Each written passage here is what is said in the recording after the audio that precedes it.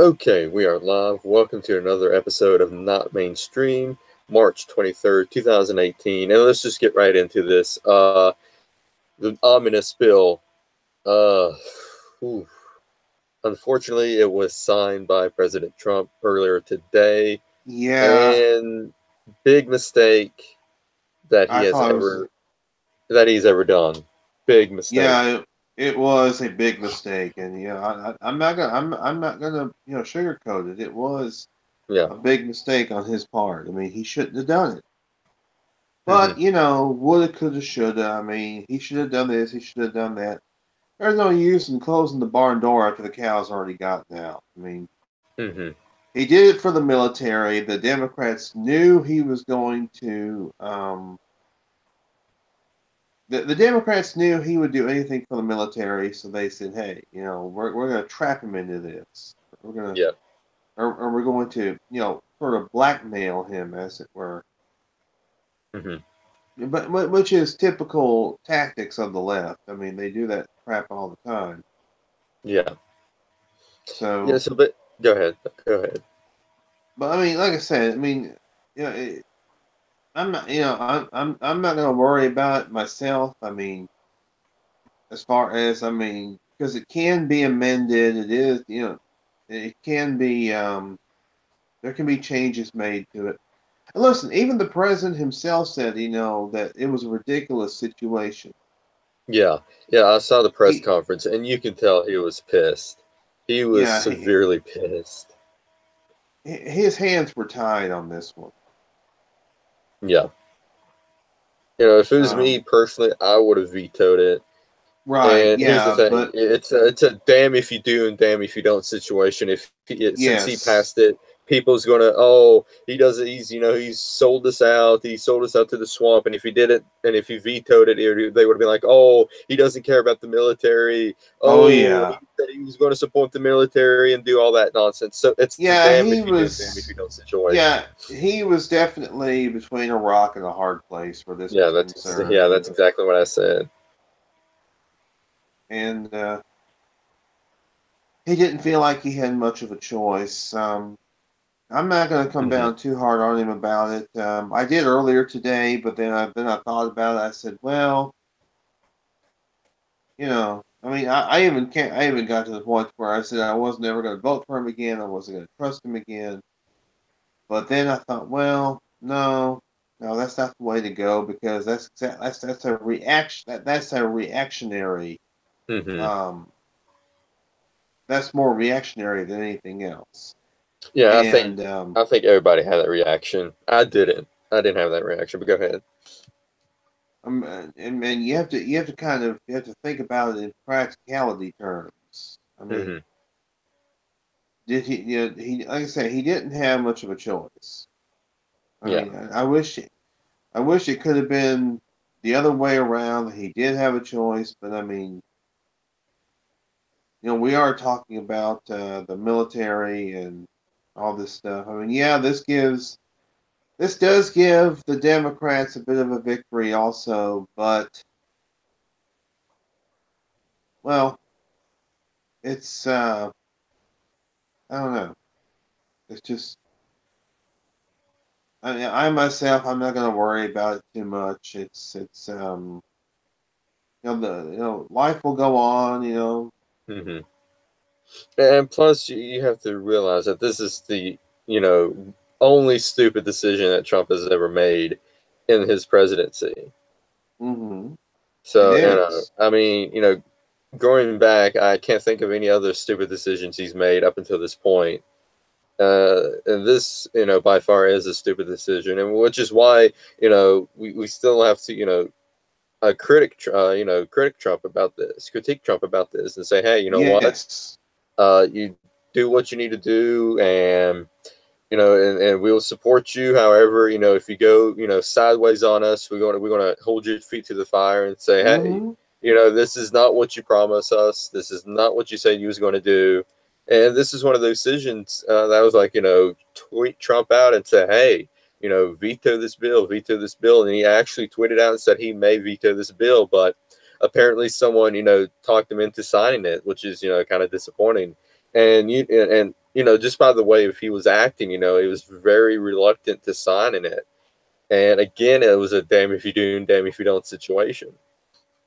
It was. I mean, yeah, he didn't seem too happy about having to sign it at the press conference. He just he didn't seem too happy about having to do it. Hmm. I mean, he even said it was a horrible deal. Hmm. I mean, he said that was a ridiculous deal, and maybe he can issue some executive orders or something and amend the bill if he can. I don't know how the presidency But works. he said that he would never sign something like this again, and Yeah. I think we should hold his feet to the fire where that's concerned. Like, yeah, you said Oh yeah. this, March 23rd, 2018. You do it Yeah. again, though. Yeah. Then there'll be some consequences. And some individuals are like, oh, well, he said he wasn't going to do it again. But why should we give him another chance? Well, I mean, you do. It's like I look at these people. I say, you do what you want, but Yeah. this is the only really big screw up he's made so far. Yeah. Yeah, and plus, I think people like you, Henry, people like it's just overreacting. They get so angry and mad, and I say a couple of weeks later, they're going to forget about it after he does something wonderful. Hmm.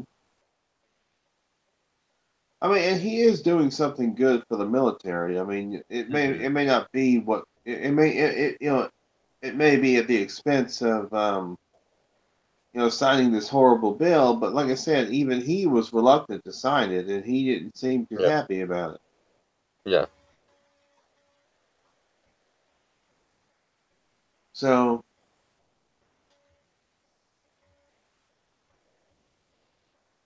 yeah, and then also basically, you win some, you lose some, and this was a tremendous loss. But I'm pretty optimistic. I think everything's going to work out just fine. Like you yeah. said, Henry, there can be some amendments to the bill, and Hmm. this is when primary season and the general election season comes into play. You've got to go out there and vote for these pro-Trump people who can amend this bill and basically bill if they have to and start from scratch. Hmm.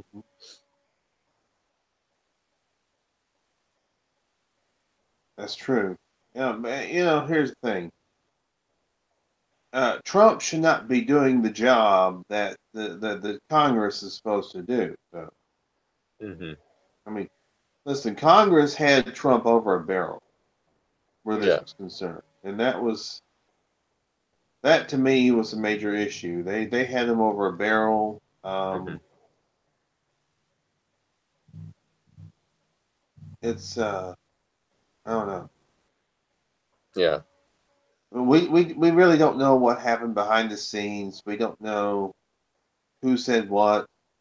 Hmm. I mean, Yeah, I know. I know. Some rumors going around that said Mattis, begged them to sign it because the military need it, and that could be possibly true. hmm And then there's Paul Rhino. Again, this is uh, basically. I think this comes down. I don't think this. I don't think personally is Trump's fault. Again, damn if you do, damn if you don't.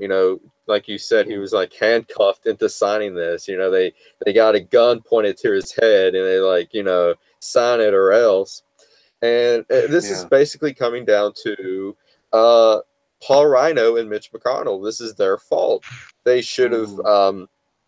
they're the neocon globalist people who, you know, they're both they are one and the same.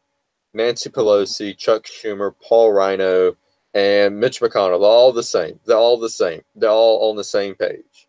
Bitch And McConnell, it's that's what I call him. Yeah, I completely agree. And those four people right there are the same.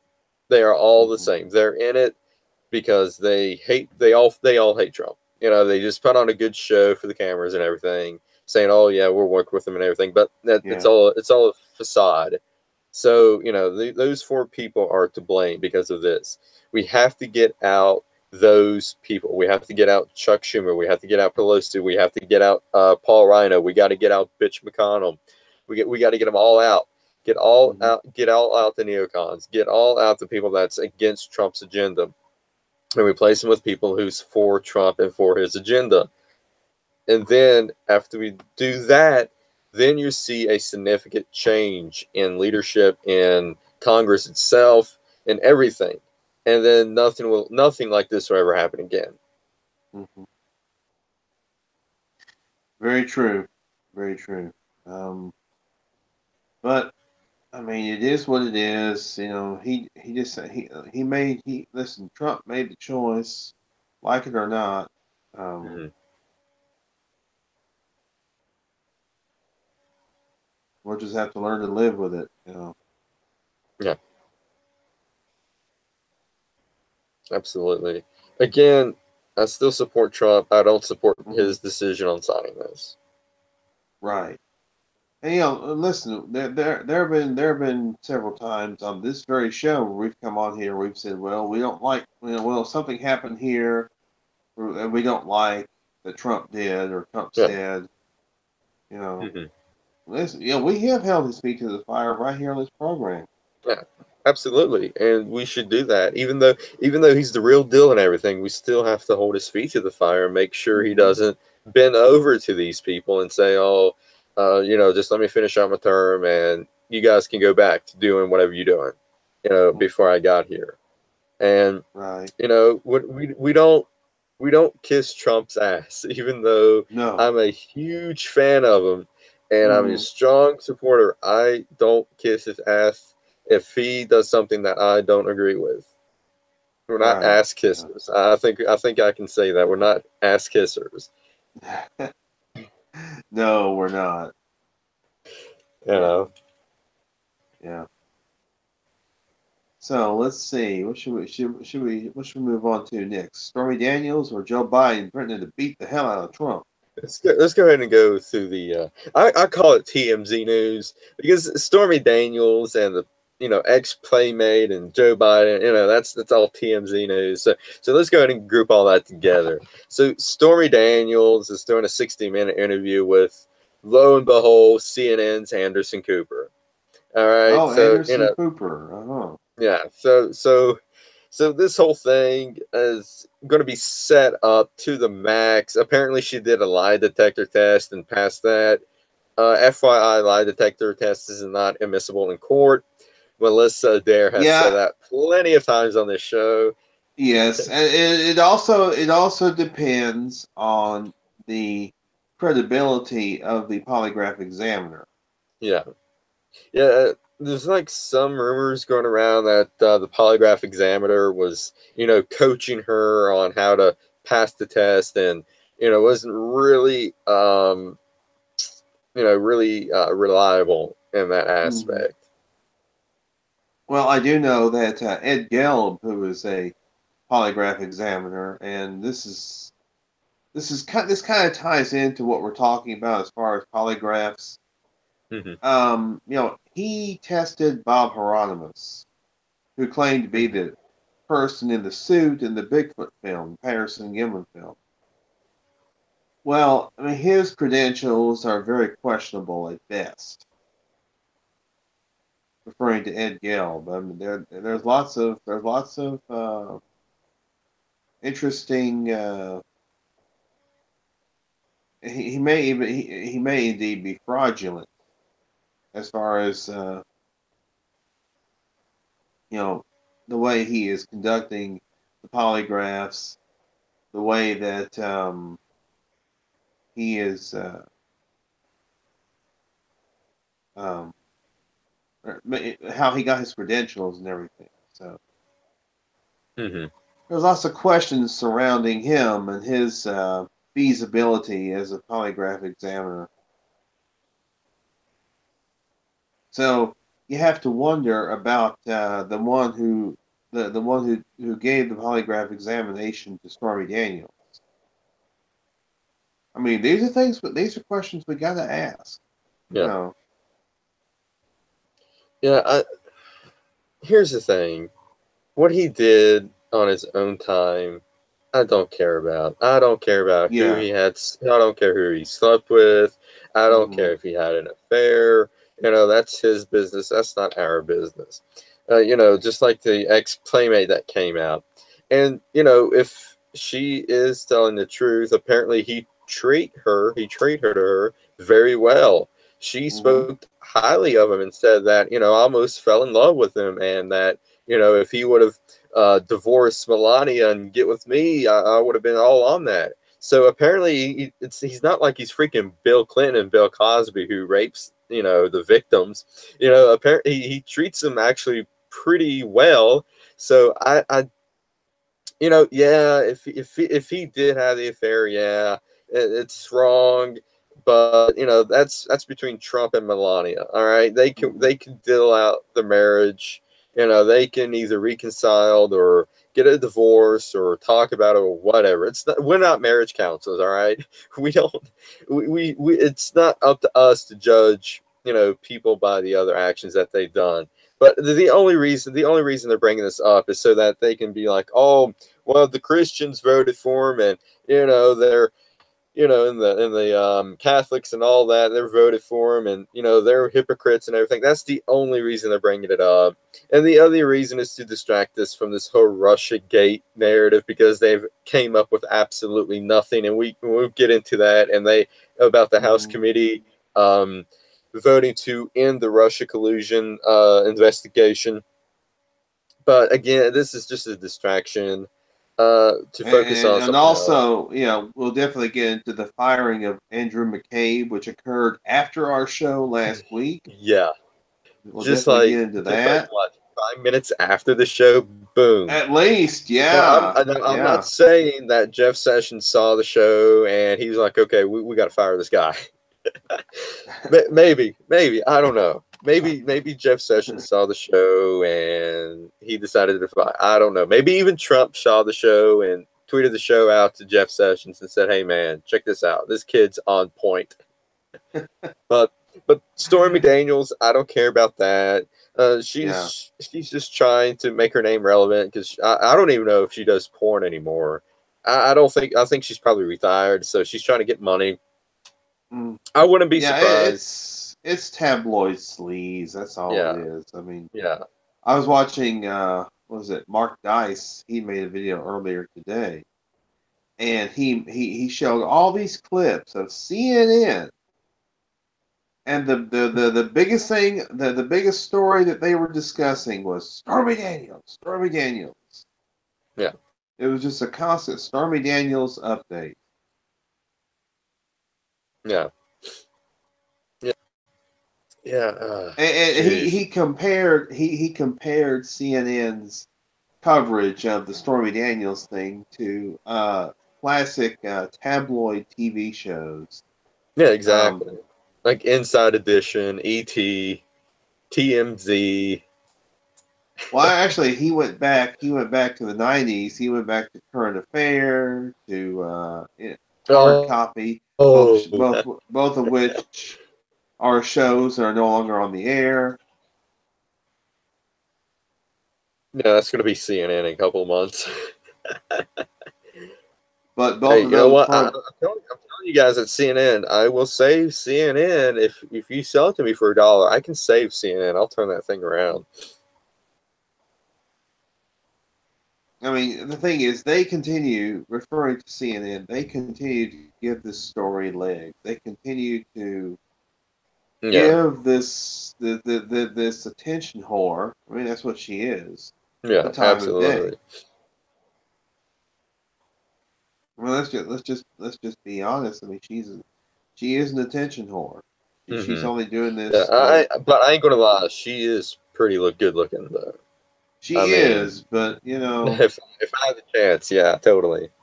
mhm. Trump and the ex playmate too. I saw pictures of hers, and my God, yeah, fan freaking tastic. But Yeah, again, go ahead, Henry. yeah, I agree. I agree. They're both hot and everything, but well, I mean, again, this is this is a point we're going to continue to emphasize on this show. anything that happened as far as an affair with the president and other women, that has no bearing on his presidency because he No. didn't do it during his presidency. Hmm. He did this. He did this 12 years ago as a private citizen, if indeed he did it. That's Yeah. assuming that this actually happened. Hmm. Yeah. If he did But it, right at this point, all we have are unsubstantiated rumors, yeah. and we have Stormy Daniels Well, making then plain. this is tying into the Stormy Daniels thing. Her lawyer posted a photo of a CD in a safe on Twitter. Everybody's speculating that it's probably a sex tape of Trump or nude photos of Trump. Lord knows I don't want to see that. All right. But I think it's probably nothing. Yeah, well, I mean, how easy is it to doctor photos these days? How easy is it to Yeah. doctor video? Hmm. Like I said, Yeah. I if mean, it happened, it happened. It has no bearing on his presidency, and it's none of our business. hmm But the left want to make it our business. I mean, they want to say, well, okay, we know what Bill Clinton did. Bill Clinton was a rapist and everything, and he did this, he did that, and then we know we have old creepy Uncle Joe. But look what Trump did! Look what Trump did! yeah, I know. I mean, and with Creepy Joe, I mean, that's like freaking videotaped everywhere. I mean, you've Yeah. probably seen the compilations of them, but Oh yes. Oh yes. this whole women, and I'm including the whole Summer Vazos, where that woman said that she supported Trump and she wanted him to come to an opening of the restaurant, but he didn't want to, so she came out with Gloria all red, crying and everything. Oh, he raped me. Oh, he touched me. This has Clinton written all over it. Hmm. Stormy Daniels, the ex playmate, all these women that coming out and say that he sexually assaulted him. Gloria Allred, Lisa Bloom. This has Clinton machine written all over it. Hmm. And I wouldn't be surprised if George Soros is in there somewhere paying these women off. Yeah, I wouldn't be surprised either. Yeah, But and it's it, and I think we should segue into old creepy Uncle Joe yeah. because he was giving a speech earlier this week, and he started talking about the president. He talked about how the president's he talked about the now by now 13-year-old audio clip of the president talking about grabbing him by the pussy. Hmm. But Joe's like, oh well, he said this and he said that he said that he kisses these women and they allow it and all this stuff. Yeah, they allow it, Joe. That's the key word. They allow it. Exactly. When they say they let you do it, that means consent. All Yep. right. But there's photos and videos of Joe, groping little girls and grown women, and they're like, going away from them, saying, "Oh, don't touch me, don't kiss me." It's weird, it's creepy, Mm-hmm. and genius me right here. If I was running in 2020, and if Joe Biden's running in 2020, boom, campaign ad. I'll just punt on, all those. I'll just punt a video compilation of Joe Biden touching everything. It's like, look at Joe Mm-hmm. Biden touching these girls. Do you want him for a president? And then boom, he'd be freaking out. He would have been out. But yeah, Yeah. so Joe Well, Biden said that he's going to beat up Donald Trump, and he said this twice. Yeah. he said back in my day I would have taken him out behind the White House, beat the hell out of him. He Oh said, man. I used to be in a lot of locker rooms. I'm in pretty damn good shape. Yeah, well, Joe, I'm wondering which locker rooms you were in, the women's or the men's. Probably both. Yeah. But Oh man. yeah, there's a channel on YouTube called No Bullshit, Oh and it's yeah. great. Oh yeah. I watched that. Yeah, it's great. And yeah, he did a video. He did a video about this, Hmm. and he shows some of the clips of old creepy Uncle Joe. Hmm. Some of the clips of him, especially trying to mess with preteen girls. I Oh mean, if yeah. that ain't It's just creepy. weird. Hmm. Absolutely weird. But President Trump actually responded to this, and I got the tweet Oh right here, yeah, and it's a oh, I great know. tweet. I love this tweet. Crazy Joe Biden, props on the crazy, but I would have actually marked out if he would have said creepy Joe Biden, if he would have used creepy Joe Biden. Crazy Joe Biden is trying to act like a tough guy. Actually, he is weak, both mentally and physically, and yet he threatens me for the second time with physical assault. He doesn't know me, but he would go down fast and hard, crying all the way. Don't threaten people, Joe. Oh, this is great. Oh yeah, yeah. And yeah, they on the spew this morning, the View or the spew. I call it the spew. Hmm. Um, they were talking about this. They were talking about Trump's tweet and this Sunny Hostin, this bitch. I don't like her. She's like, well, Trump's just a bully, and hey, maybe we should take him. Maybe somebody should beat him up. And Meghan McCain, of all people, Meghan McCain said, "Well, why are you saying this? Why, I don't advocate for violence." She said, "That's what Meghan McCain said." Hmm. And and then Whoopi Goldberg was like, "Oh, let's just stop and let's just move on. Let's move on." Which I was surprised that she said that. Yeah. And then the entire panel tried to pressure Sunny Hostin into taking back what she said. And of course she wouldn't. She acted like she was. She acted like she did not want to take back what she Yeah. said. And speaking No. of that, she just showed her hypocrisy right there. You know, she said, "How dare Trump threaten Joe Biden?" And then she goes on to say, "Yeah, maybe he should get beaten up." It's like, what a hypocrite.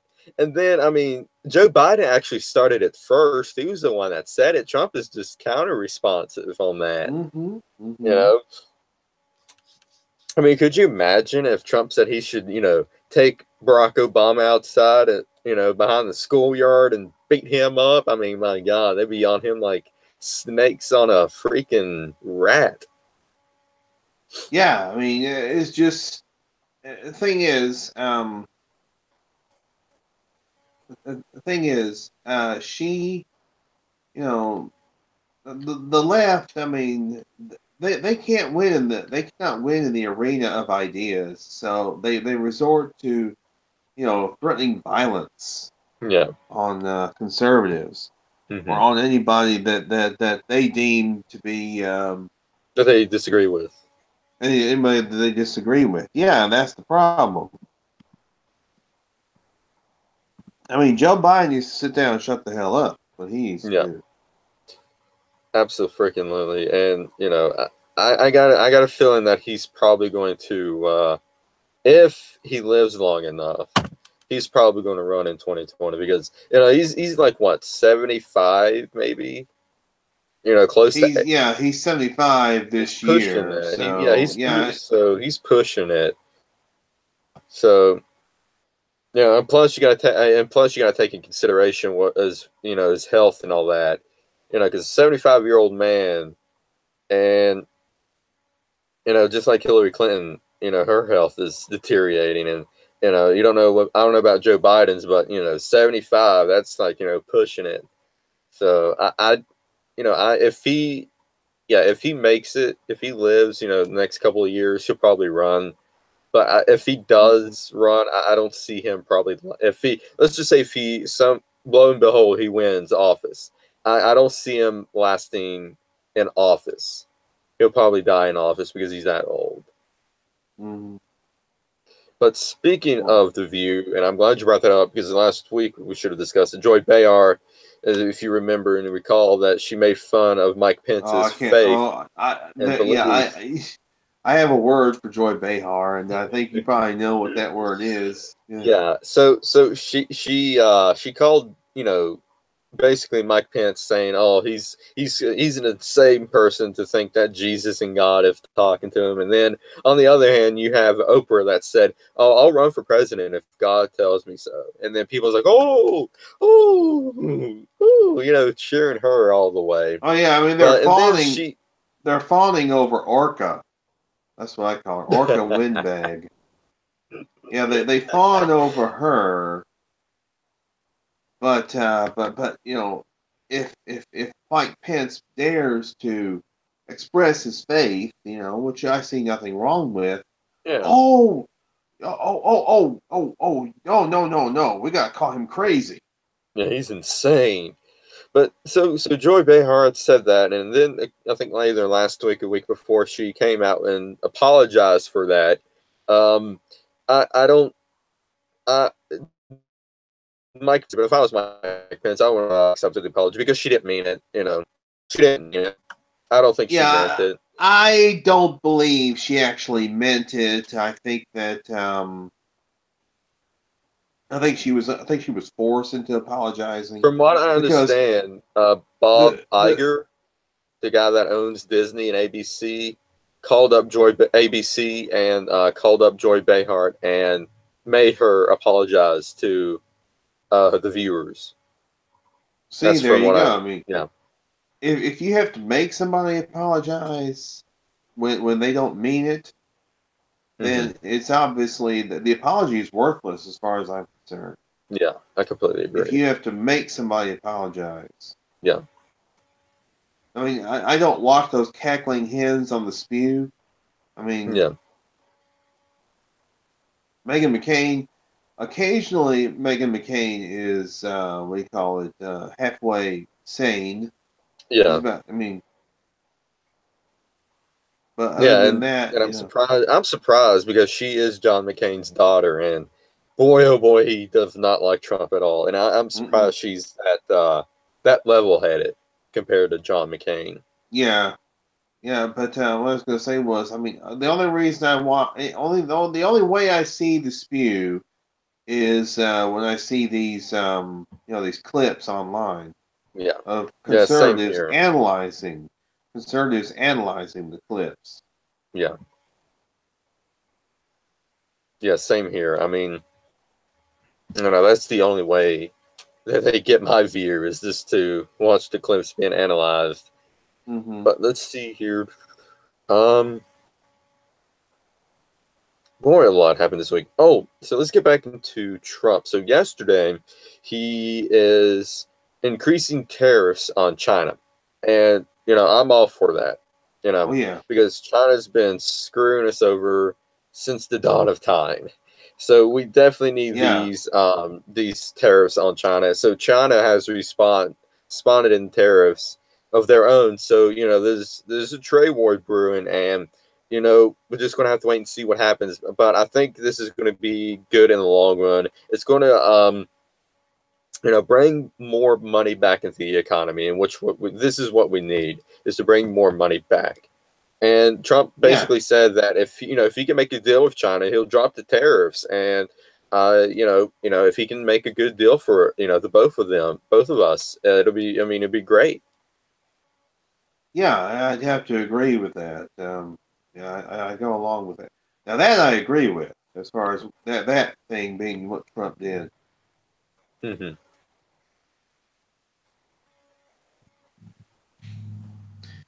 But let's see what else. Oh, John Bolton has now been tapped to replace, I think it's McMaster. Yeah, yeah. So Yeah. again, White House madness. McMaster out.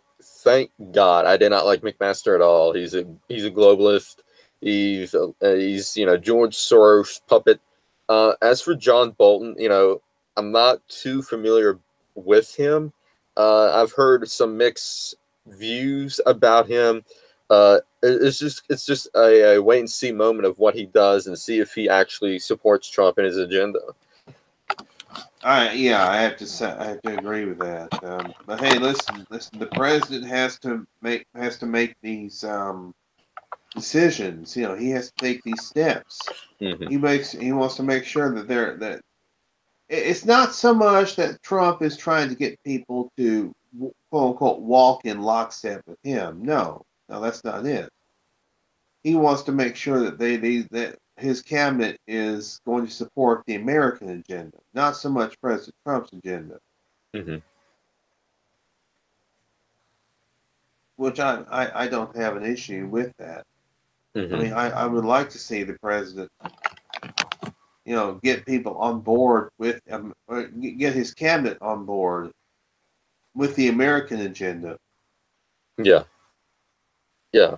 I mean, once we get the American First agenda rolling, he'll win in a freaking landslide in 2020.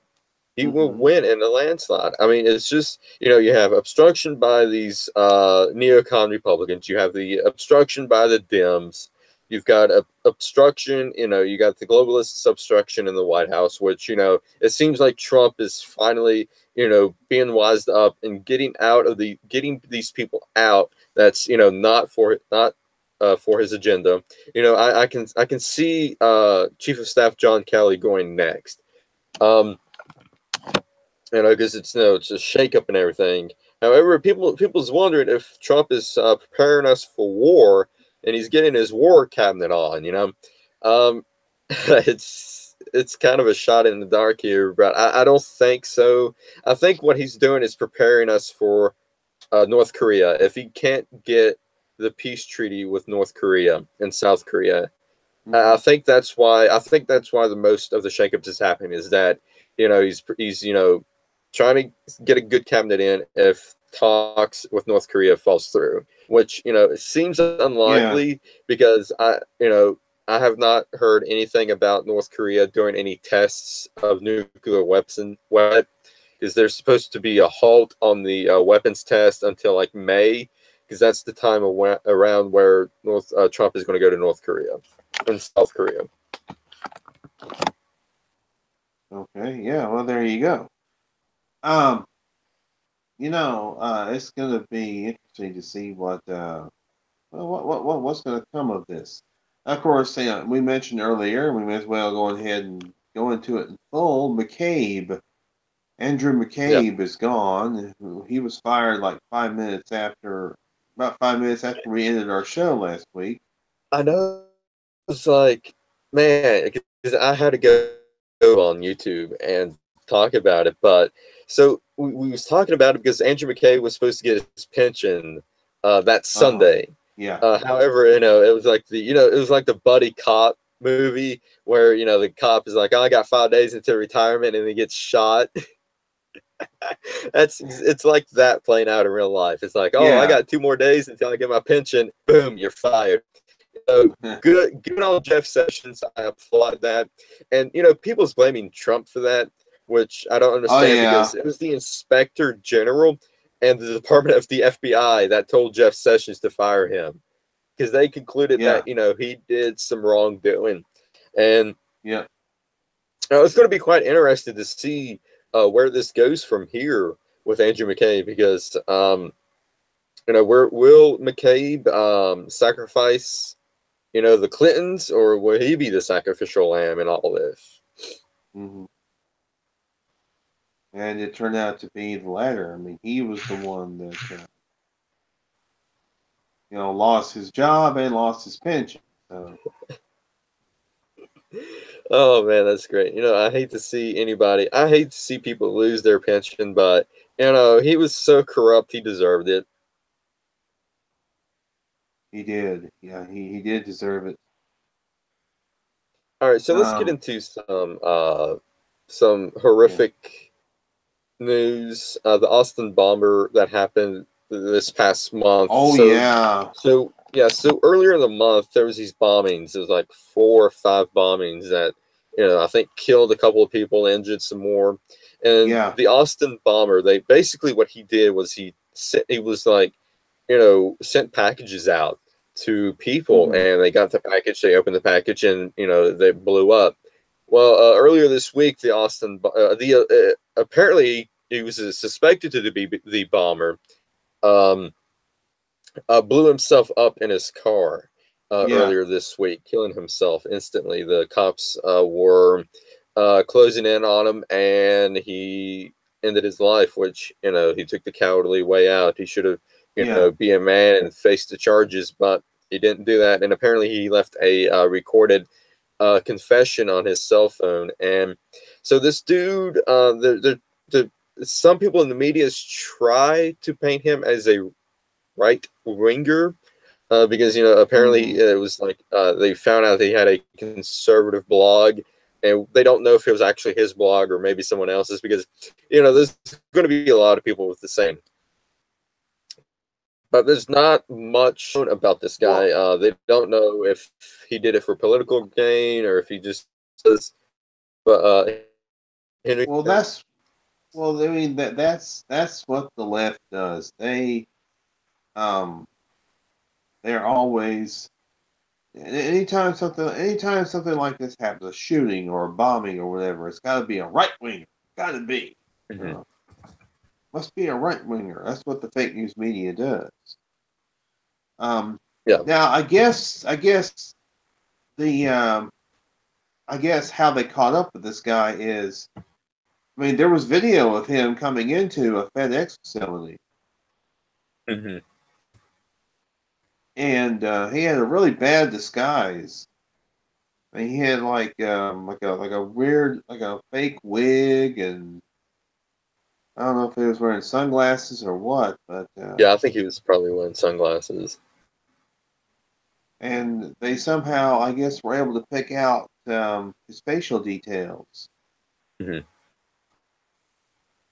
and that's how I think that's how they got him. I mean, they were about to get him. They were, this was on Wednesday.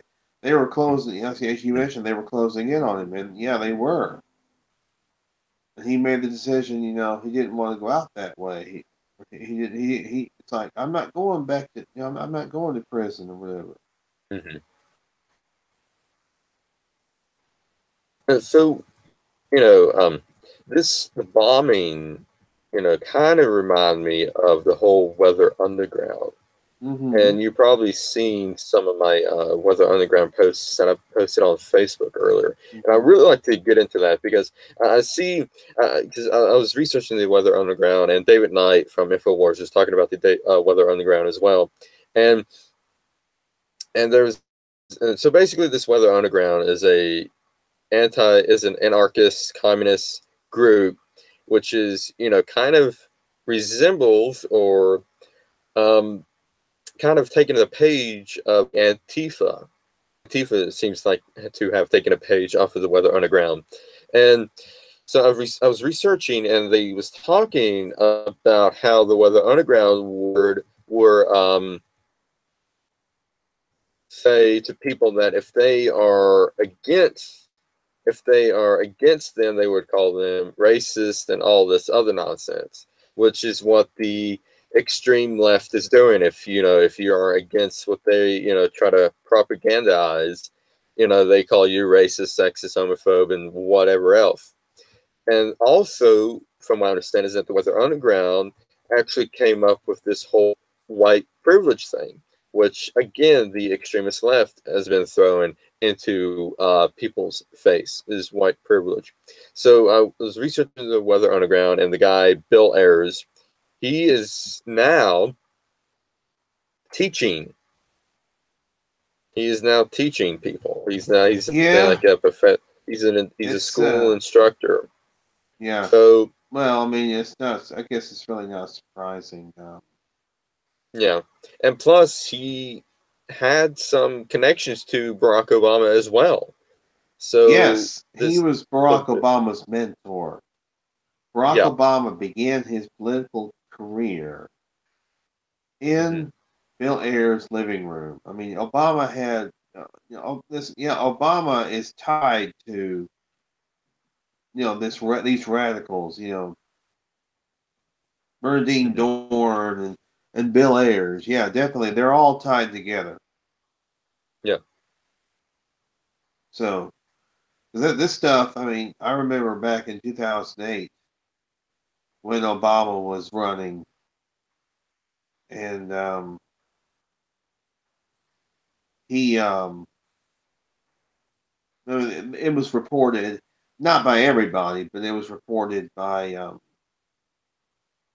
more, I guess you could say the more credible news sources. Let's say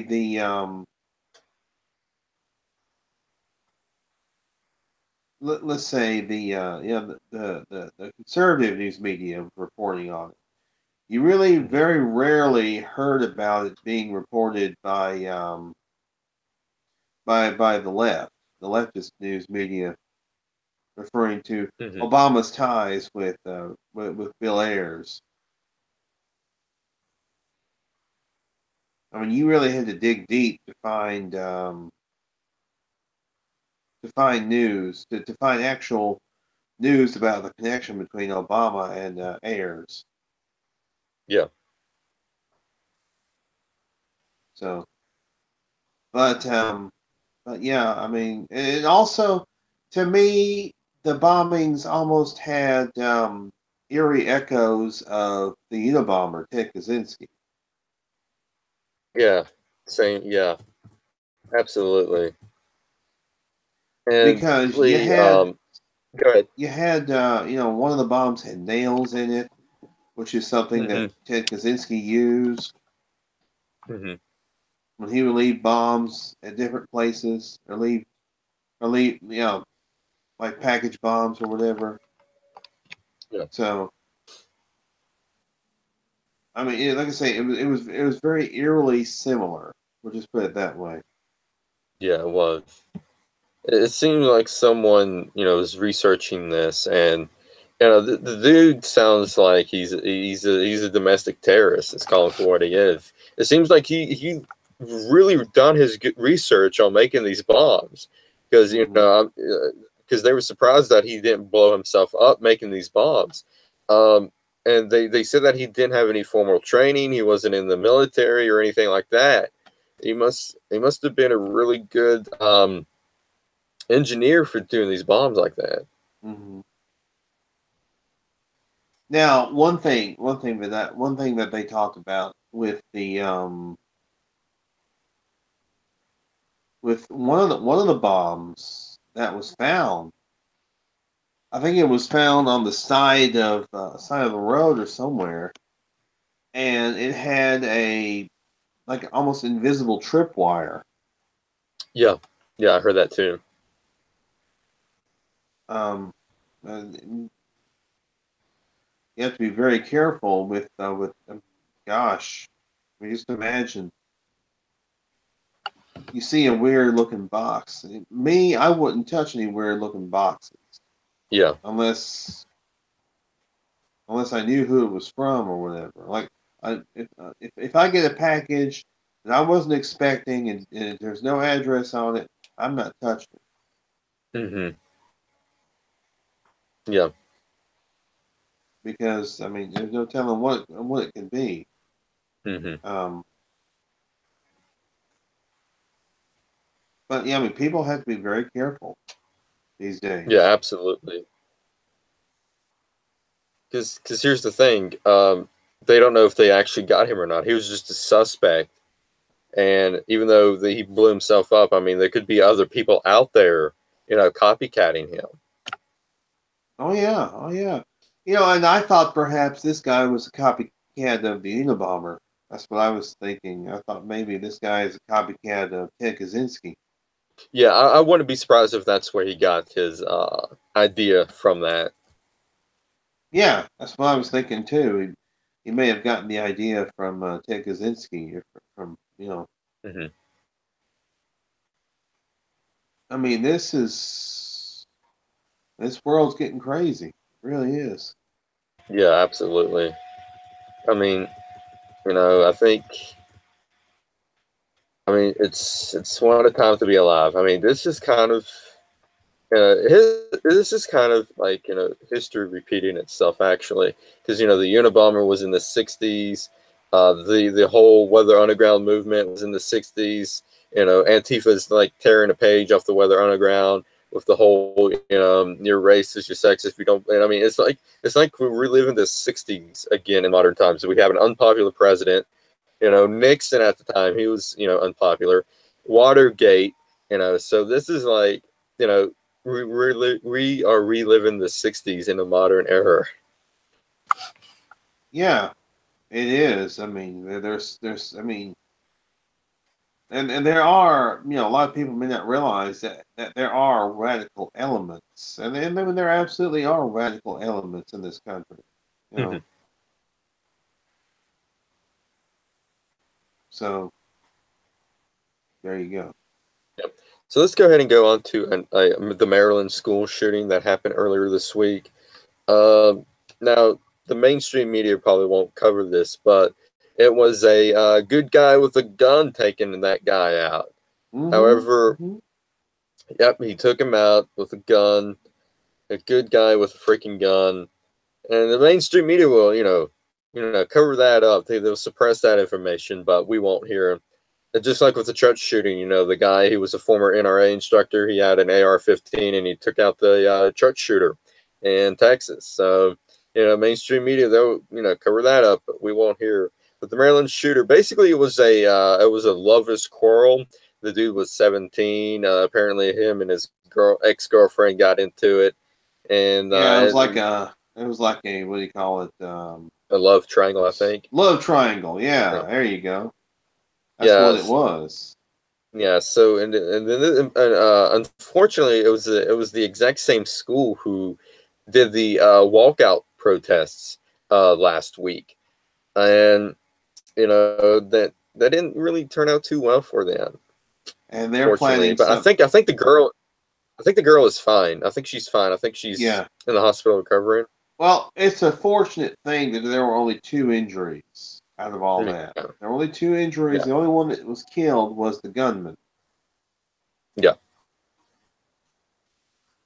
But this should show the left. Of course, it won't show the left, but it should show them that this is what it should show them that hey, listen, it's not guns that are the problem. Number Hmm. one. Number two. You know, because there was an armed uh, guard, a security guard there. The most of the student body got off lucky. I mean, yes, there were two injuries, but at least they weren't deaths. Yeah. So, The only like, death hey, was the shooter. it's like, hey, leftists, this stuff works. It works. Exactly. Exactly.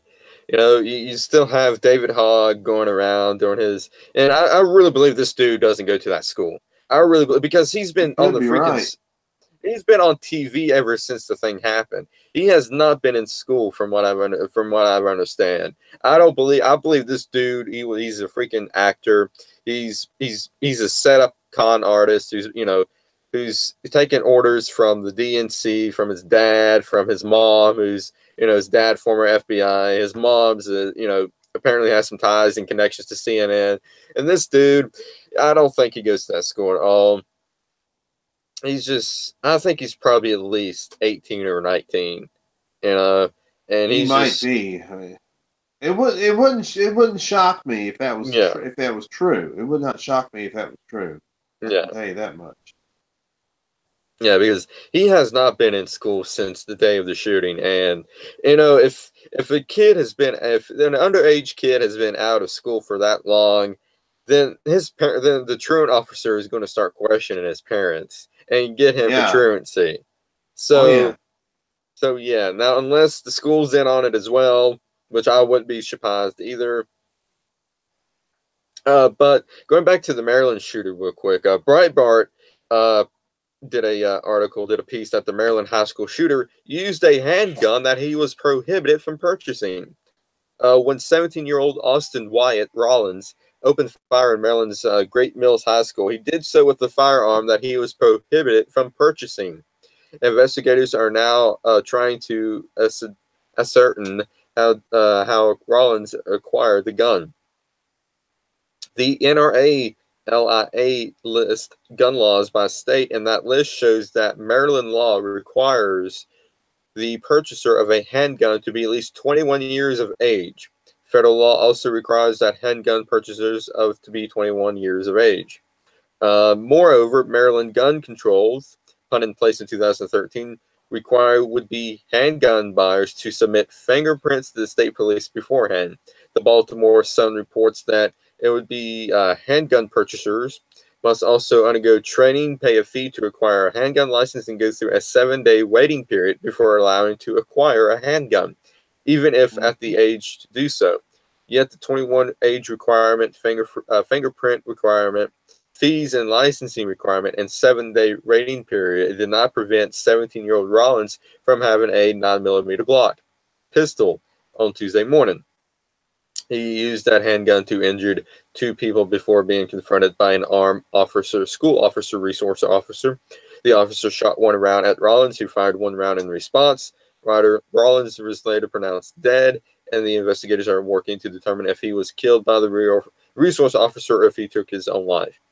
But again, here's the thing. You got the gun control, gun reform people that says, oh, we need to stricter laws. Well, Maryland has the strictest laws, and he still got the freaking handgun. There you go. So again, laws does not prevent criminals from getting handguns, getting any type of guns. They said raise the gun age to get an AR-15 to 21. Well, the handgun age in Maryland was 21. He still got it. So if you raise the AR-15 gun age to get the gun, they're still going to get it. They're still going to get it. They're still going to get the gun, and it's like it's like beating someone over the head with a stick, and they still don't get it. They still don't get it. Yeah. And they are planning. I mean, there's going to be, I think they call it March for Our Lives or something like that tomorrow. Yeah, March for Our Lives. That's going to happen tomorrow. Yeah, I mean, all these students who obviously they're being indoctrinated into this crap. Mm-hmm.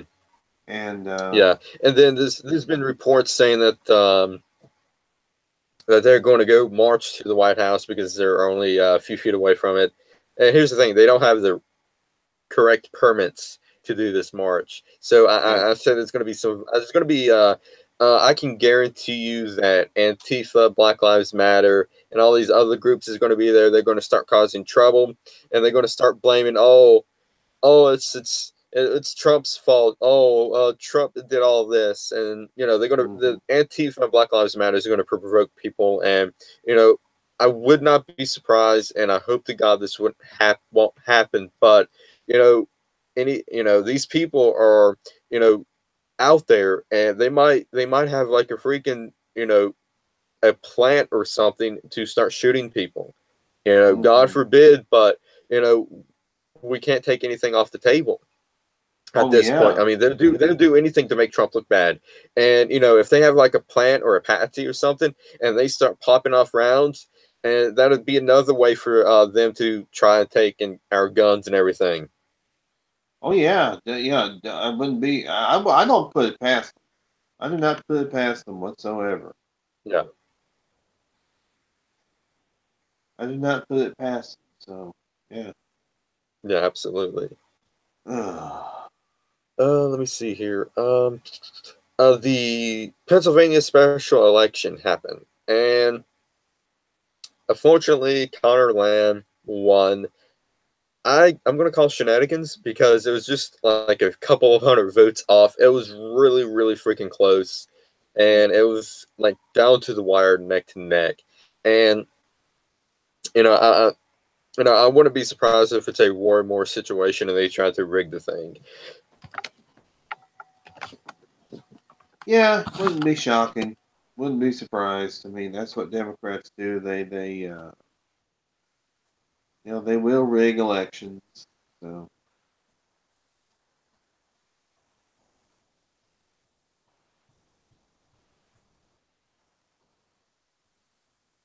Let me yes, see.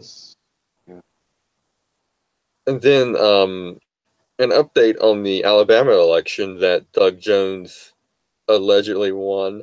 He came out Mm-hmm. and he was talking about gun control for Alabama. Well, you know, unfortunately, Alabama, you voted him in, maybe some shenanigans as well, but you get what you voted for. Mm-hmm. Yep, they You do. get what you voted for. Mm-hmm.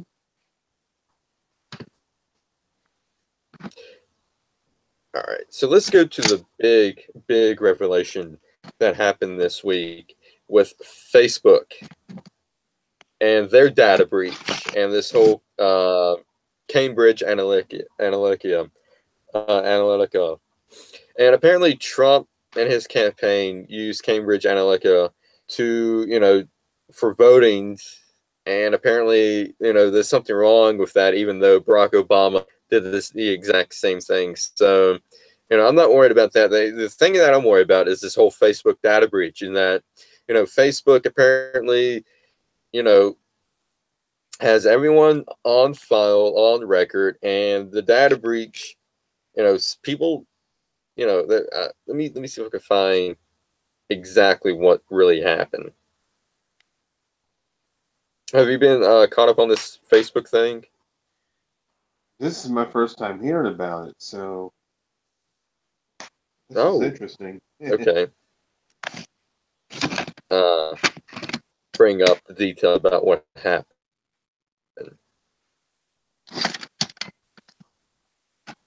I'm not. I wish I could say I was shocked by it, though.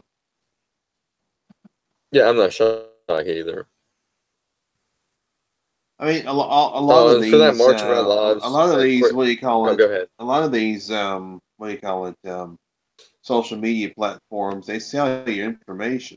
You know. That's what this whole Facebook thing was. Is that they're selling people's information to all these other companies and everything, and that they're breaching of data. And Mark Zuckerberg came out, and he was in his little safe space of CNN, and during a pre-taped interview and everything, and he was just he basically didn't say anything. He was like a freaking robot.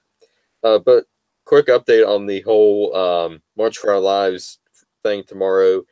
Democrats are now busing supporters into the gun control march. Not surprising on that. Oh, surprise, surprise!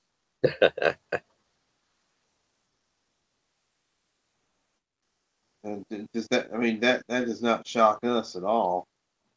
Yeah, That they would, absolutely not. yeah.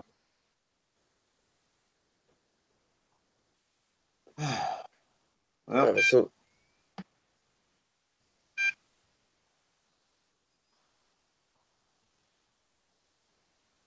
all right. If there's anything else you need to talk about, Henry, go ahead while I'm looking for this whole Facebook data breach thing. um, well, let's see. Well, as I told you a couple of nights ago, our governor here in Mississippi has appointed our commissioner of agriculture, Cindy Hyde Smith, to replace Senator Thad Cochran, who is stepping down and retiring. Mm-hmm. So, and it's not making. There's some people who aren't too happy about, it, including apparently the Trump administration. They're not too happy about this about Cindy Hyde Smith. I mean, it's very historic.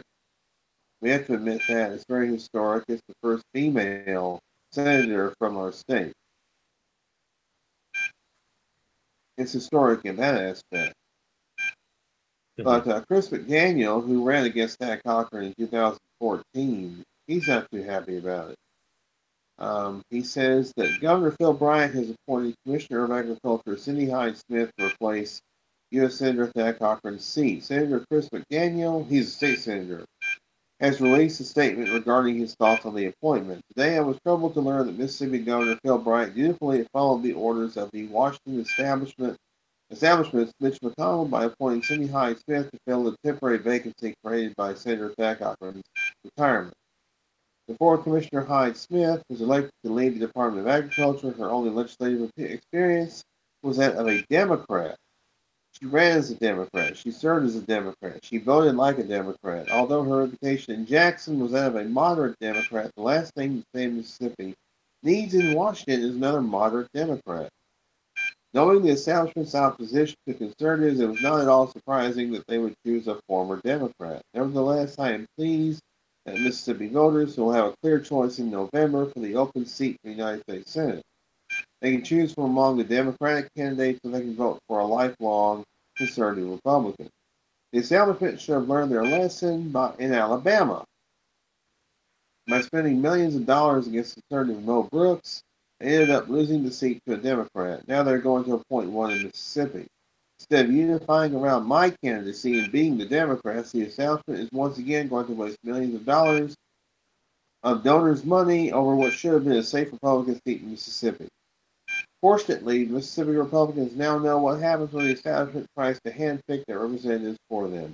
We end up losing seats and wasting money. The fact is, the D.C. establishment would rather let a Democrat have the seat than let a conservative win. Mississippi needs to send a conservative to Washington to drain the swamp, and if elected, that is what I intend to do. At 10 a.m. Wednesday morning, McDaniel posted a public letter to President Trump regarding the appointment of Hyde Smith. Dear Mr. President, we are urgently writing to you about the newly opened United States Senate seat in Mississippi. As you know, our senior Senator Thad Cochran has announced that he will retire as of April 1st, triggering a special election in November.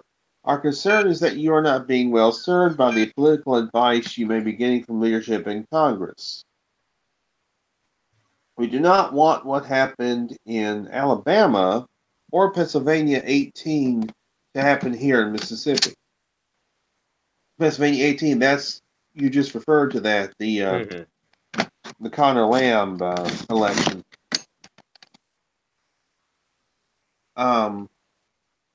Both of those races were disastrous for the Republican Party. Today in Mississippi, Governor Phil Bryant intends to nominate Ag Commissioner Cindy Hyde Smith. We, the undersigned, oppose this nomination and urge you not to lend your endorsement to her campaign. Her only experience as a legislator was as a Democrat. She changed her party affiliation because she would not have won a statewide race as a Democrat. She is very unlikely to make the runoff in November, which is why we are writing to you asking that you not lend your name to a candidate that is likely to lose. Thank you for considering our request. We are all supporting you and your agenda to make America great again. And there's a list from each county, or just about every county, that is objecting to this particular nomination, referring to Cindy Hyde Smith. Now, personally, I know nothing about Cindy Hyde Smith. This is before Wednesday, I never even heard of her. But Chris McDaniel, he says he's conservative. He may very well be. He ran against Thad Cochran in 2014 in the primary, and the Cochran campaign used some pretty tricks to make McDaniel out to be a racist and they said some pretty nasty things about him. And apparently, now Chris McDaniel thinks it's a mistake to have a former Democrat. Maybe it is. I don't know. Like I said, I don't know anything about Cindy Hyde Smith. I don't know what she run. I don't know what she stands for. I don't know if being a former Democrat will have any bearing upon her job or whatever. I mean, listen, Trump. I think Senator McDaniel should keep in mind that Trump was a former Democrat, or that he was a leftist, and that Trump supported Democrats for many years. Yeah. So, I mean, perhaps, maybe Senator McDaniel is becoming a bit histrionic and a bit overreactive. I don't know. Yeah. I'm just saying maybe. I don't. Again, I don't know much about Cindy Hyde Smith. Hmm. I don't know how she legislates. I mean, she was Secretary of Agriculture. I don't think she's ever had a legislative position other than that one. Yeah. You might have to research and see what she's done in the past and just, use Hmm. your best judgment from there. I have to agree. All right, so Yeah. let me. Okay, so I found an article, and Okay, go it's ahead. the Mark Zuckerberg. We do not sell any data to anyone. That's a complete lie. That is complete lie. So this is the interview that he did for CNN. During an interview on Wednesday night with far left CNN, Facebook co-founder and CEO Mark Zuckerberg assured his billion plus users that we don't sell any data to anyone. Zuckerberg is currently on a PR tour to cleaning up the mess created after news broke that a data firm, Cambridge Analytica,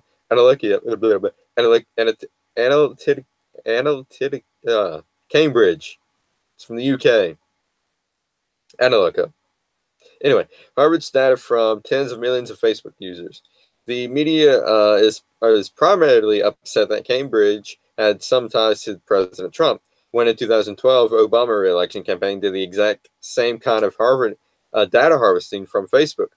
The media praised the genius of Team Obama and used all this ill-forgotten information to micro-target voters.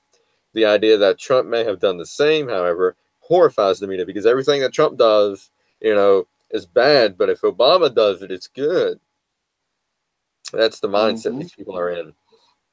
Yep. However, horrifies the media, even though the president's campaign did not use that firm to target voters during the general election. In other words, much of the scandal is a big pile of fake news in a way for the media to hang on the fantasy that Trump cheated and is not legitimate. Nevertheless, the idea that Facebook users are having their data harvested without consent is worrisome. So Zuckerberg came out of hiding with some well-rehearsed talking points Wednesday night. I wouldn't be surprised if CNN gave him the questions ahead of time, so he knew what to say. Probably so. That's how CNN works. One They do notable have. I statement. was gonna say they do have that reputation for giving out questions ahead of time, especially down in Brazil. Yeah, they do. They do. Um, One notable statement with his claim that Facebook does not sell data to anyone, which many believes is how Facebook makes a lot of its money. He says, one of the biggest misconceptions about Facebook is the idea that we somehow sell data.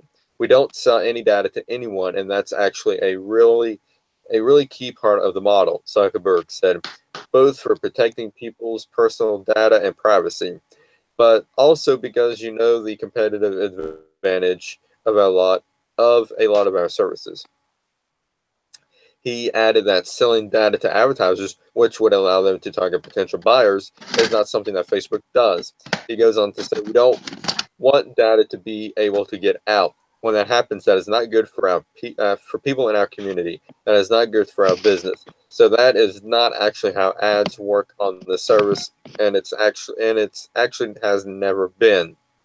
Okay, that's completely bull. We know that they track us on Google because if you go on Google and type in, pots and pans on Amazon, and you go to a website, in the corner of the ads, they'll have, pots and pans, Amazon, Walmart, pots and pans. I mean, they track us. They know what you've been Yeah, doing. they They, do. I mean, so this is complete utter bull.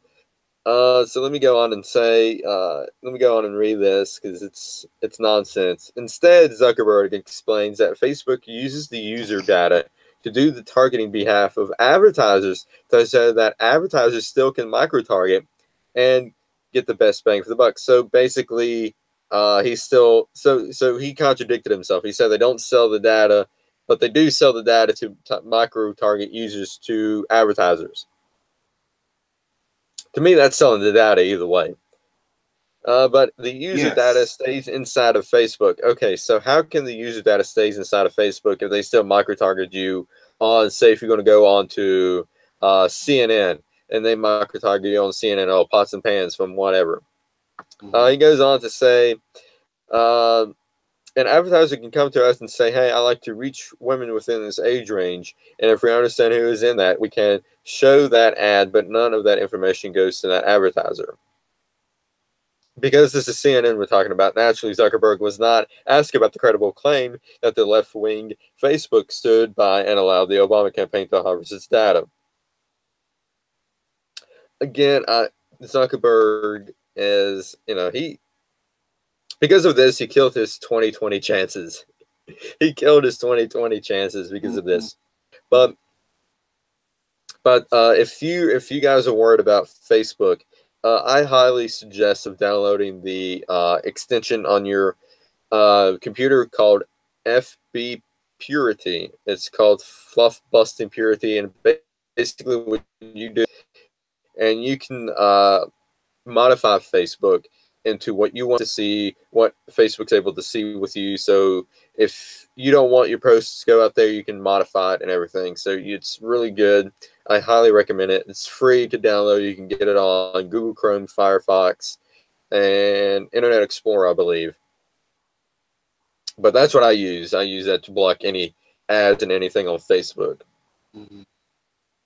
Yeah, because, I mean, let's say, if you mentioned it, let's say you're looking up, let's say you're in the market for a new laptop, or you're in the market for new clothes, or anything like that. You go to the website. You go to a website where there's ads. And guess what? The ads are going to show, what you were interested in. So, yeah, they are tracking you. Yeah, they are. They say they're not. They're full of shit too. They are. Yeah. And they are tracking you. Yeah. And which is why I use AdBlock Plus, where you can block ads from websites. I also have downloaded the browser Brave. That blocks tracking and ads and everything with that. And I've also got a new browser, and it's called, let me bring it up here. Vivaldi, V-I-V-A-L-D-I. V-I-V-A-L-D-I. Vivaldi. Anyway, it's a good browser. And the best part about this browser is that it uses Google Chrome extensions, so that you can go to the Chrome store on that browser and download the extensions you've got from Chrome to this browser. Yeah. So you can do away with Chrome completely, and that's what I did. I've deleted Firefox. I've deleted Chrome. I'm not using that. I'm using Brave and Vivaldi. So. I still use Chrome, and it does have AdBlock on it, and AdBlock Plus and all that stuff. So it makes sure that I don't get those annoying ads. Yeah, and see, the thing is that some of those websites are now catching on, and they're like, "Oh, it seems you've got like AdBlock on. Please whitelist us." Yes, I've noticed that too. I have noticed that. Yeah, some of them will do that. Like. Really, the main ones that do that are the news sites. Like news sites. Wall Street, New York Times, stuff like that. They detect that you have AdBlock on, and they say, in order to go further and read this story, you need to disable your ad blocker. I'm like, you know what? I'll get the story somewhere else.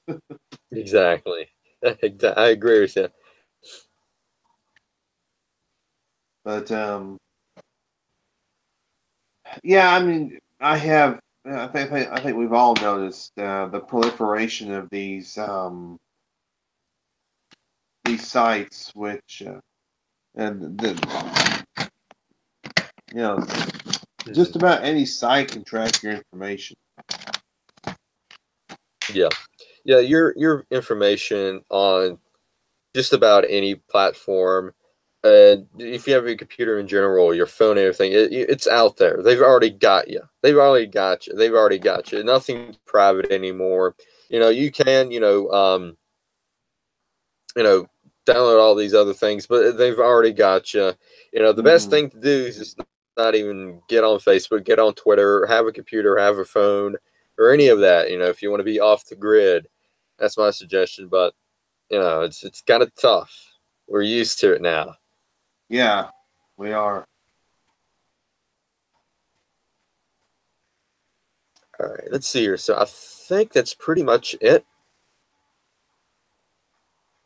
Okay, so that the little update on the Maryland school shooting, the victim has died. They removed her from life support. Oh man. Yeah. One of the victims. Yeah, it was the girl. It was the female girl. It's a shame. Oh, speaking of deaths, we forgot to talk about this, but last week Oh Stephen yes, we have Hawking. two other things to talk about. Stephen Hawking passed away. Stephen Hawking, yes, the brilliant physicist, Now, I scientist. didn't agree with his politics or anything like that, but No. he done some great work. Yeah. And That's he how I really feel. showed those Yeah. That's how I feel about Neil deGrasse Tyson. I don't like his politics, but damn, he's smart. Yeah. But man, he proved those doctors wrong. They said that he only had 2 years to live, and he outlived those years. And man, he did. Congratulations! I hate to see him go. Yeah. He does some good work. But yeah, so thoughts and prayers go out to Stephen Hawking and his friends and family. Yeah, definitely. And thoughts and prayers go out to the victim of the Maryland shooting. Yeah. As well.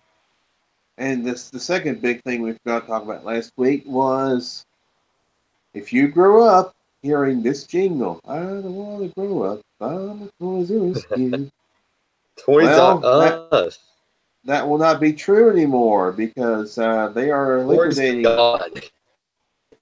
Toys are gone, yeah. They're liquidating every store in the United States. Yeah. So they filed for what, Chapter 12 bankruptcy? Yeah, Chapter 12 bankruptcy. They filed back in, I think, 2017, in September, I believe it was.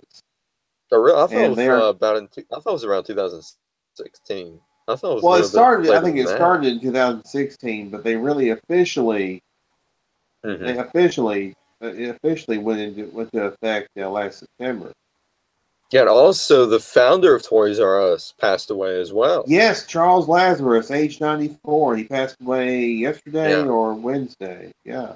Yeah, I think sometime earlier this week. Thoughts and prayers go out to his friends and family as well. Yeah. But yeah, Toys R Us Toys are gone, and you know, it was bound to happen because you know this is Walmart, Amazon, eBay, all these other online companies, and plus, kids, they don't really play with toys anymore. They're addicted to video games, you know, their TVs, their iPods, iPads, you know, computers, all that. They don't really play with toys anymore, which is a shame. I mean, and I'd rather see them play with a toy than I would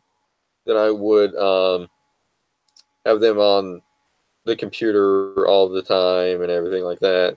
Right. Yeah. Now, but interestingly enough, now they say they're liquidating all the stores in the United States and overseas, but Canada, for right now, still has Toys R Us for right now.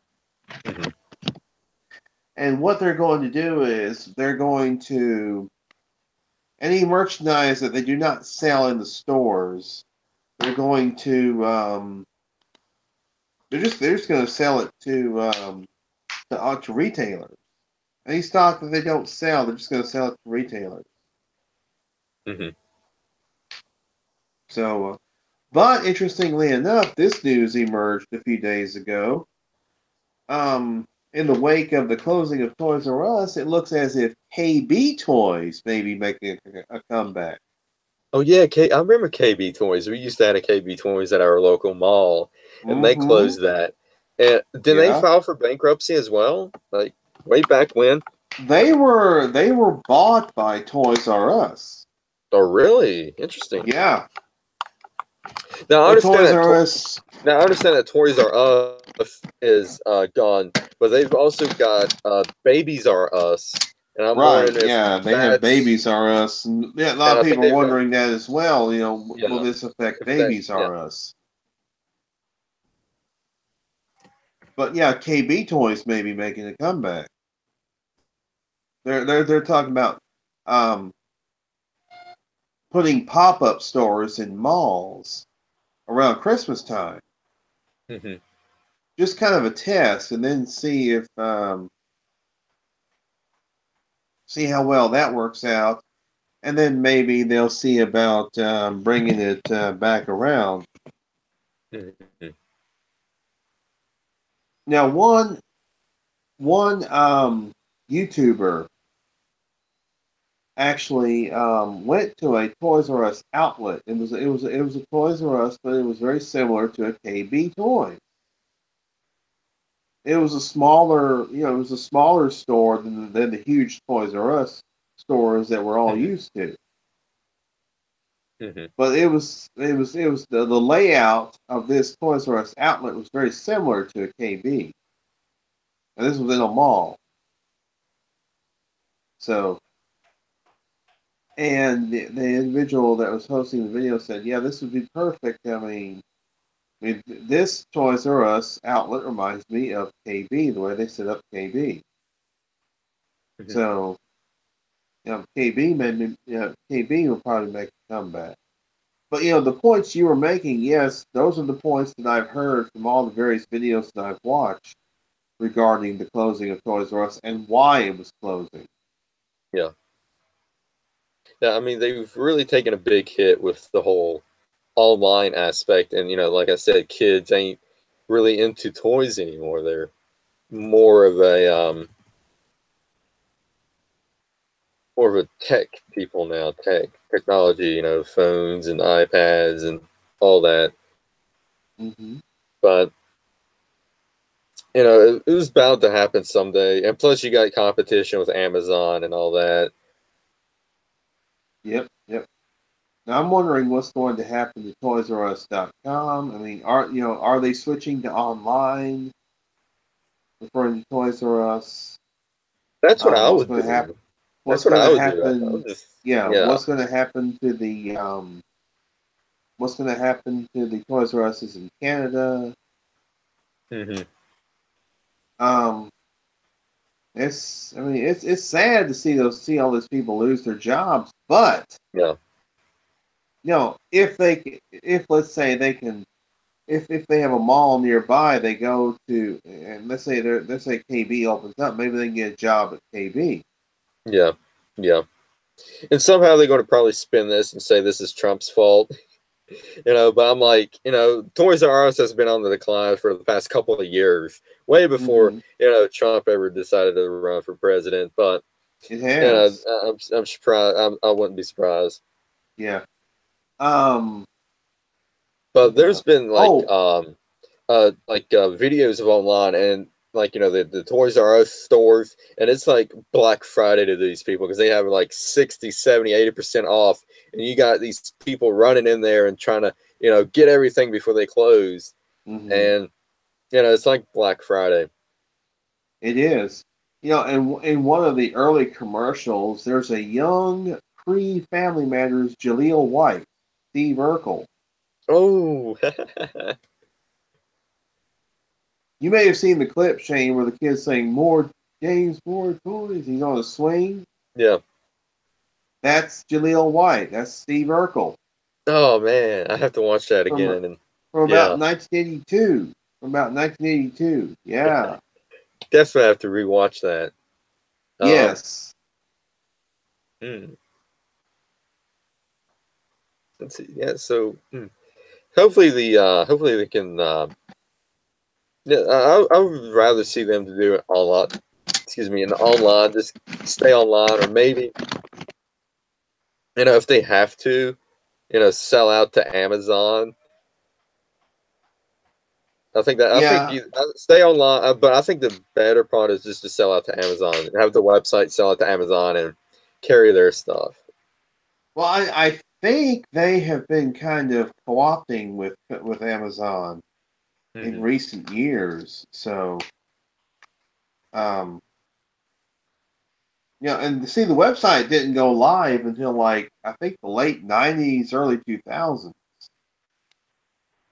Mm. So really, Toys R Us has not had much of an online presence, until recent years. Yeah, yeah.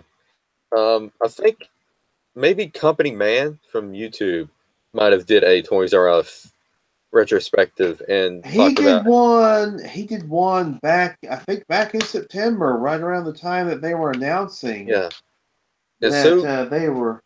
so if anyone's watching, Yeah, check out Company Man, and I'll post the yeah, link in the description below. And yeah. He's great. Yeah, he'll discuss what happened. Maybe he'll probably do a follow up video on this as well. hmm yeah. Company Man. Yeah, he's got some good stuff. Yeah, he. Also, some of the Dead Mall videos are really good. Some of the Oh yeah, he does like do some there's of those too.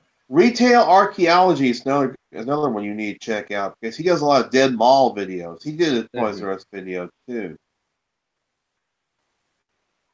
But yeah, there's been plenty of people doing Toys R Us videos on YouTube ever since the announcement of its closing. Hmm. And some people have gone to Toys R Us's that are still open. Oh, and if anybody has a Toys R Us gift card, it's good for another 30 days. Oh yeah, you better use that. Hopefully they can use that And obviously, no on returns time. because the stores are not going to be there, so no returns, Yeah. unfortunately. So let's see here. I'm trying to think if there's anything else that we might be missing. I think we covered pretty much Um, everything. oh, Russia. The House committee decided to end the Russia investigation. They said Yeah. that they had 70 plus witnesses, and they could not come up with any type of collusion whatsoever. However, Adam Schiff, Mr. Schiffhead, is saying that Dems did found collusion. So I'm wondering what that's all about, and if there's going to be any information on that. Shift for brains. I haven't heard much about from him lately. Yeah, I haven't either. Oh man, Old so crazy eyes. I wonder if he's I wonder if he's the love child with Nancy Pelosi. Nancy, Nancy Pelosi, because they got the same deer in the headlight. Look, Uh no, it's Nancy Pelosi and Mr. Mackey from South Park's huh. I'm kid. good. I'm good. There's some Russian collusion. Okay, Russia's bad. Okay, Yeah. we we're gonna have to take out Russia. Okay. Oh my god. Oh man. So yeah.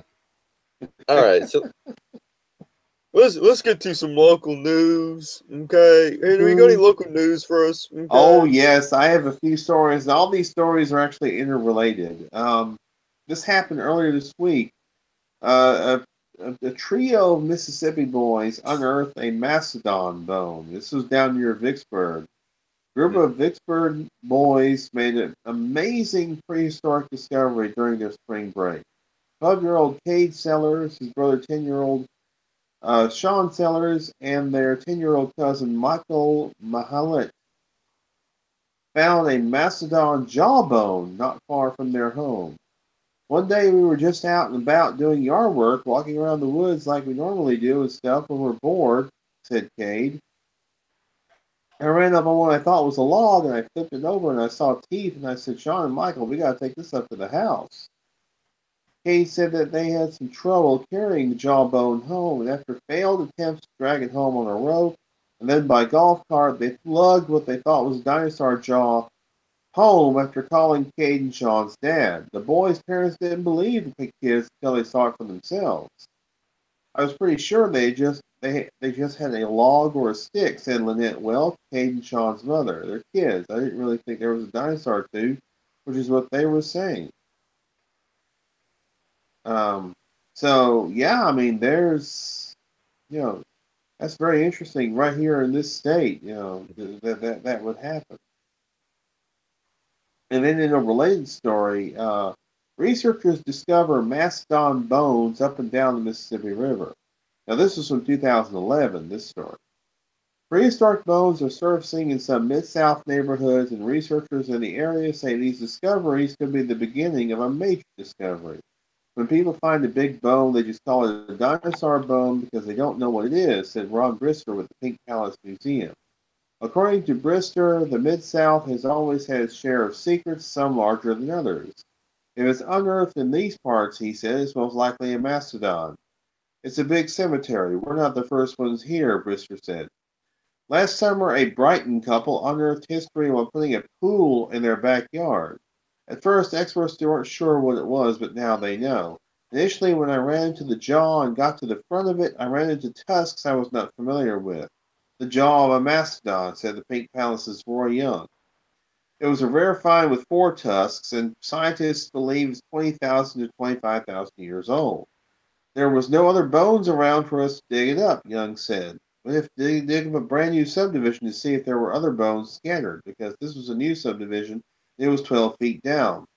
Similar discoveries have been made in Greenville and Rosedale, Mississippi, Poinsett, Arkansas, and north up to Lauderdale and Obion counties. Researchers say they've made discoveries up and down the Mississippi River. People are all the time in creeks near Memphis, Johnson Creek, Nuncona Creek, and even Wolf River, Rister said. If you look at the banks of these sometimes, you'll see gray clay layers, and these are backwater swamp deposits where you find these bones and plant fossils. In 1967, workers discovered mastodon bones where the science building now stands at Rhodes College. Then in the mid-1970s, researchers unearthed ankle, skull, and tusk fragments from a mastodon along with teeth near Nuncona Creek. We think the one found at Nuncona Creek got mired down in a backwater swamp and died there, Brister said. He may have had a heart attack trying to extract himself from there. He was young and in a swampy area. The late 80s brought about more discoveries in Raleigh, and last summer's find in Brighton proves that there are even more of the mammoths to be discovered. Look to the ground, and if you find something you think is interesting and you don't know what it is, ask someone, Brister said. You can check out the Mid-South Mastodon discoveries for yourself at the Pink Palace Museum. If you find bones, call the researchers there and they'll help. So, wow. Amazing. That's really amazing stuff. Yeah. One And a more story. mastodon, they're like what, relatives to the woolly mammoth? Similar. They're very similar, yes. Human actions threaten 85 state species with extinction. Starkville, Mississippi. Thousands of years ago, mastodons, giant ground sloths, saber-toothed cats, and short-faced bears roamed the land now called Mississippi. More recently, Carolina parakeets, pasture pigeons, and eastern elk lived in the forests and fields surrounding the homes and towns of European settlers living in the southeast. Although climatic changes aided in the extinction of some of these species, others were lost to habitat loss and overharvest. These are just a few of the many species in the U.S. and around the globe that are extinct. Others are on the brink of extinction unless we act. These endangered species may follow the same path as the mastodon and pasture pigeon. Mississippi has about 85 species and subspecies of animals and plants that are endangered. Most of these are freshwater animals that have been impacted by changing water conditions in the state's rivers and streams. Many rivers have been altered to control flooding or to make it easier to ship materials by barge. These changes cause water to move faster and deeper, which makes it difficult for fish and other aquatic animals to reproduce or find food and shelter. It can also increase soil erosion, which causes more harm. Mussels, more commonly known as clams, are the most sensitive to water changes. Mussels, which feed on microscopic animals and plants they filter out of the water, are important in keeping water clean and healthy for other aquatic life. But mussels are also very sensitive to fast-moving, silty water, so they are the most likely to disappear when water conditions change. 23 species of Mississippi mussels are considered endangered of becoming extinct, including species with charming names like rabbit's foot, monkey face, mucket, stirrup shell, and sheep nose. Fish are also sensitive to changes in water conditions, particularly species that prefer the clear waters of small streams and tributaries. The big-eye shiner, crystal darter, freckleberry Freckle-belly mad tom and southern red-bellied dace are a few of the 15 fish found on Mississippi's endangered species list. Agricultural and urban pollution and erosion threaten these species. Aquatic animals are not the only species in trouble in Mississippi. The gopher tortoise and eastern indigo snake are struggling to hang on in the few remaining longleaf pine savannas left in the state. Least terns and snowy plovers now have few places to nest and raise their young. The mighty Mississippi River has been tamed, and the sandbars they called home have been lost to levees and deep water. Development along the Gulf of Mexico has contributed to the decline of West Indian manatees, loggerhead turtles, and Mississippi sandhill cranes. Carolina parakeets once brightened the forests of Mississippi, and now they are gone. Other species are in danger of the same fate unless they are allowed a place to live and grow. It would be tragic to know that we had the chance to save these species from extinction and yet we did not. So that's very fascinating. Mm-hmm. And I spoke to someone yesterday and they said that there are species of animals and even snakes that are being driven further into civilized areas along the Mississippi River because of Mm-hmm. recent flooding. And she showed me a picture of a copperhead. And we don't have copperheads down here in Mississippi, but there was a picture of a dead copperhead. It was found, I think, up close to Clarksdale, and it was probably driven in because of it was because of the flood waters and things like that. So some Mm-hmm. of these animals, I mean, that you may not think are here, yeah, they're here. Yeah. And copperheads are extremely deadly. And we really, since we don't have copperheads down here, we really don't have anti-venom for them either. Mm-hmm. So if one bites you, you're a goner. They Yeah. don't have the anti-venom. Unless they like fly you out to somewhere else where they have it. Mm-hmm. Because they don't That, have anti-venom for copperheads. mm-hmm. Water moccasins, yes, and copperheads, no. So I'm pretty much I'm finished with my news. So All right. Let me get to my local news, and this is going to deal. We are expected to have a snowstorm tomorrow. ooh, So, and this is going to be tips for surviving elements during a tips for surviving elements during winter car accident. But before we get to that, I just want to say that if we get some cold weather coming in tomorrow, and up to the D.C. area in Virginia, that March for Lives thing, they're going to get very, very cold, and they mm-hmm. are going to. They hopefully it'll freaking snow on them and have a blizzard. So they might get snowed out. But anyway, let me get to the tips real quick. With the impending snowstorm that's going to come tomorrow, some are still planning to travel through it. AAA is advising drivers to pack non-perishable foods and water to stay nourished whenever an emergency strikes. According to retail manager Autumn Bess, leaving your warm house means you should pack more layers, which might just be what you need. If you're in a situation where your car is no longer running, you are going to be in the elements, Bess said. Make sure that you have boots, jackets, and gloves that can withstand the winter. AAA also recommends investing in spark plugs in case someone stops by to give you a jump start. And that's all the tips they've had. They should. I think they could have a little bit more tips. Maybe have pack some pack some not only food but water and stuff, and get those heat packs that you can break open and put in your hands and socks, and Mm-hmm. maybe if needed some jumper cables as well. Absolutely.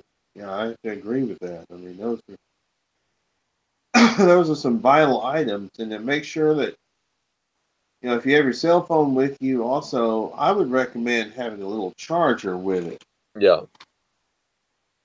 I mean, you can buy chargers like this in at Walmart Hmm. I think some of them you can get for less than $10. Yeah. And you just attach a little USB thing to that. You just attach it to your phone. Yep. This could be a lifesaver. This could be a Mm. lifesaver. And make sure it's fully Especially charged too. if you can get, yeah, make sure your cell phone is fully charged. If you can get a signal, you'll be gold. Absolutely. And you know what? To be honest with you, I'm not expecting it to be really bad, but the weather is calling it. They said it's going to be huge. They said it was going to be huge Wednesday. We had some snow Wednesday, but it wasn't. It didn't really amount to anything. However, my job did in fact close. I work out of college, and they closed, which was shocking because we hardly ever close. But you know, even though I'm not expecting it to amount to anything, it's up for debate. You know, just be prepared. Be prepared. You know, be prepared. That's all you can do. All right, so that was my local news, but I think that's pretty much it. That's going to do for us tonight. It was a pretty heavy show, and so yeah. On that note, if you cannot wait until next week, tomorrow night, me, Henry, and Ellen will be doing the Webcasting Dead, where we'll be discussing the latest episode, The Key of The Walking Dead, episode 11, season 8, and Actually, then episode 12. Episode 12. What? Yes. Episode 12. Man. We're already halfway through the this half of the season. Wow. So episode 12, The Key, and boy, it was a good one. I thought I was really enjoyed by that. But yeah, and also Wednesday night, even though the X-Files had its season finale this past Wednesday, we're going to do we're going to talk about a classic episode of the X-Files, 2 episodes, in fact, Two Fathers, episode 11, I believe, and then One Son, episode 12 of season 6. And yeah, so we're going to discuss a classic episode of the X-Files, and we'll probably do it just once a month, you know. Instead of doing it every Wednesday, just do like once a month. It's going to be 9. You want to do 9 or 8? Oh, what time? Yeah. 8 Eastern's fine with me. All right. So 8 p.m. Eastern Standard Time, 7 Pacific, 7 Central, 6 Pacific, 6 Mountain, 5 Pacific. There we go. And then for wherever they're at in Russia and Japan and all that. Anyway, and then next Friday is going to be another Not Mainstream, and we'll discuss the aftermath of what happened at the March for Lives Antifa March. I'm calling it the Antifa March because it's going to be, it's an anti-Trump march all the way. Anti-gun, anti-Trump, anti-NRA. So...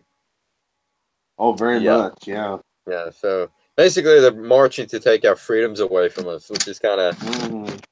Because you're supposed to march to get freedom, however they're marching to take away freedom. So I don't know how that's going to work out. Anyway, on that note, good night, everybody. See you here next week. God bless America, and God bless President Donald J. Trump.